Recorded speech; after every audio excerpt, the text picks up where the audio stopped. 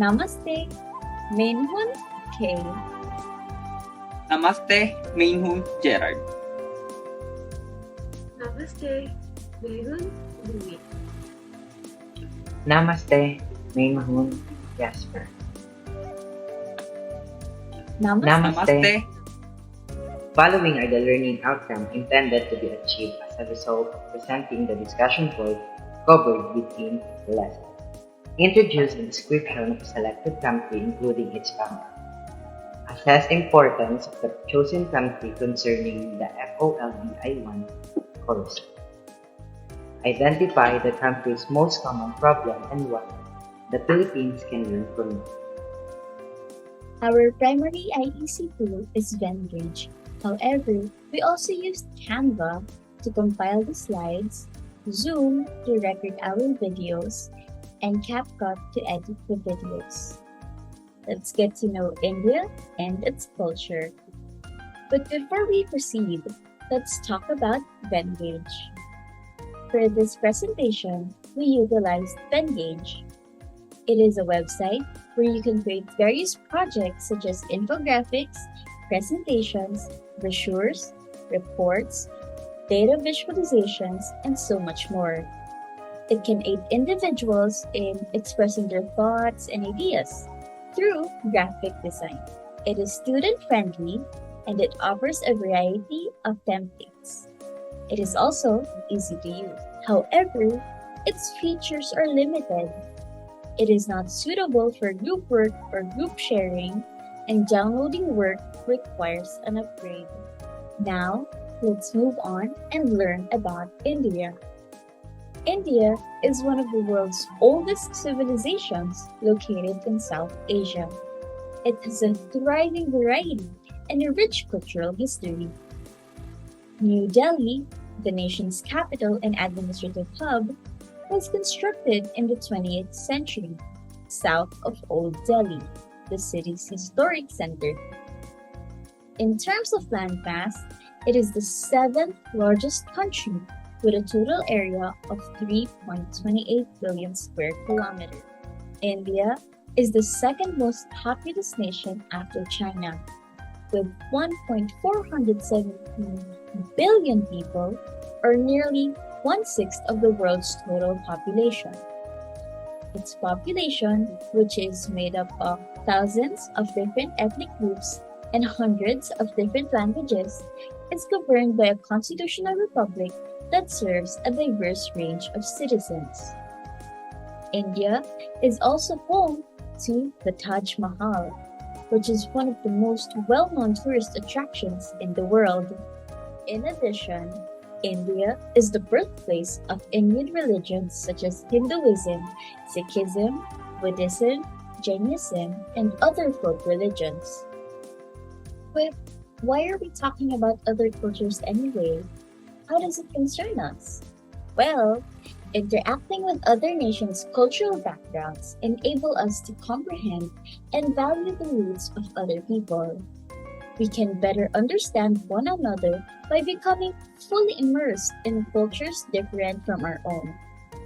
This allows us to learn about one another's origins, customs, and even communal struggles.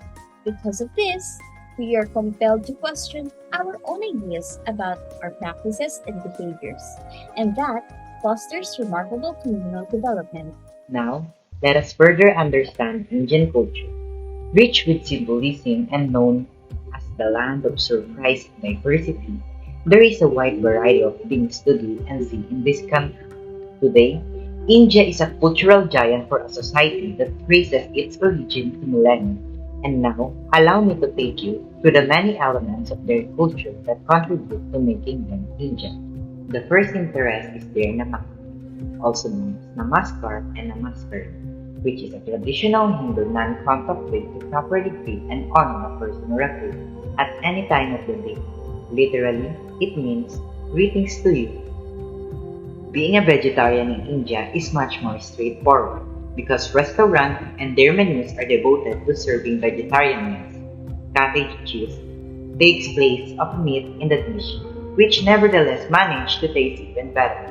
All of this is because the cow and pig Jews are sacred in Hinduism. Indeed, you will still be able to get meat in India. However, despite this fact, Indian food has become exceptionally good while not relying on it in any way. It is also connected with the cow being a holy animal and well-known figure in substantial worship acts. There is this thing called jira, and after you complete eating your meal, they will often give you little herbal seed made from cumin. Typically, tourists and locals get this seed. It would able to help you to consume a tiny handful of them to enjoy their delicious flavor. People from various walks of life end up bringing clothing in a classic world ubiquitous in urban areas. In addition, there is a large variety of weaves, fabrics, colors, and materials used in production garments in India. Several religious and ceremonial practices require adherence to dress according to specific color codes. Hence, their clothes are often bright and vibrant. India faces struggles that test their nation and their response to it. India has three major economic challenges that are interlinked with each other. Because of insufficient monetary resources and a huge population to cater, India struggles with a poor education system. Most educational institutions lack infrastructure, science equipment, libraries, and other facilities. This then fuels unemployment.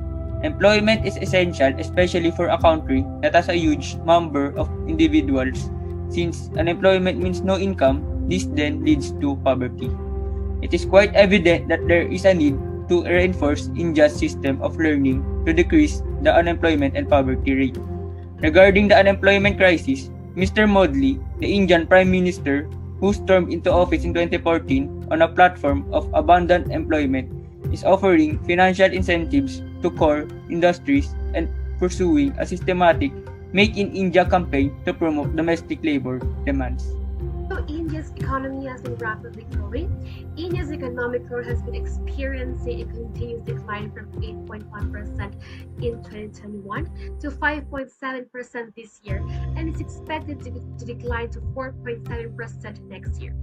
The sad growth of India's economy is imbalanced due to what we call a trade deficit and might result in a negative outcome. Now, what can the Philippines then learn from India's economic condition? Regarding education, India has been facing problems due to a lack of funding and resources from the government, which causes structural problems in school, expensive higher education tuition fees, and the neglect of teaching their own language, which is Indian. These problems are also the same problems our country faces. That being said, the Philippine government should focus on supporting our educational system by providing sufficient funds and resources to schools, especially at the primary levels. Instead of maybe focusing on ROTC, which the DepEd continues to promote, they should allocate the budget to something that will help fix the system before implementing ROTC. The government should also focus on keeping Filipino as a core subject even at the tertiary level, as this helps Filipinos engage more with their own culture. One major cause of unemployment in India is its large population. As India is the world's second populous country in the world after China, they encounter problems as there are not enough jobs for everyone. And even if there are, most of them are overqualified for the job. Overpopulation is also one of the causes of unemployment here in the Philippines. Of course, the government cannot just give out jobs. So instead, maybe they can promote healthy family planning in order to minimize or reduce the growing population here in the Philippines. As mentioned earlier, sufficient support from the government for the Department of Education will also be able to help decrease the unemployment rate in the country in the near future. With 2/3 of its people living in poverty, India ranks the 13th poorest country in Asia after Uzbekistan. Again, although India's economy is rapidly growing, the country remains poor due to several factors such as corruption, overpopulation, gender inequality, lack of education, and odd customs. As we are all aware, the Philippines is still recovering from the pandemic, which caused distress for our country's economy, making the poor even poorer. Although the current admin promises to cut back the country's poverty rate, the Filipinos need to see concrete plans on how exactly the government will do it. With corruption being a big problem here in the Philippines, plus the educational crisis, the Filipino people demand transparency from the government. We know that India is a nation rich in heritage, culture, and religious beliefs. Immersion in other customs is crucial because it teaches us to value, respect, and recognize the origins and traditions of other civilizations. Our sense of connection to India is strengthened as a result of learning more about them. It also satisfies our desire to know why things are the way they are in India.